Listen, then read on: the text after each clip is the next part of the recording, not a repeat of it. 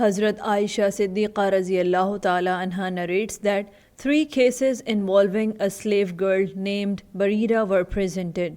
The owner of Barira wished to sell her, and there were certain conditions regarding inheritance that he wanted to impose.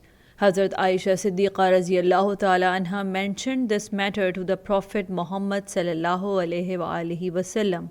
In response, the Prophet ﷺ advised, "Free her and let her go, for the inheritance is for the one who sets the slave free."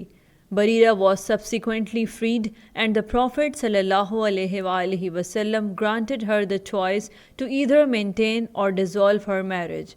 Furthermore, people used to give Barira charity, and she in return would present some of these gifts to Hazrat Aisha Siddiqa Raziyallahu Ta'ala Anha. When Hazrat Aisha Siddiqa Raziyallahu Ta'ala Anha mentioned this to the Prophet Sallallahu Alaihi Wasallam, he said, "It is charity for her, and the gifts from her are considered a gift for you. Therefore you can accept them."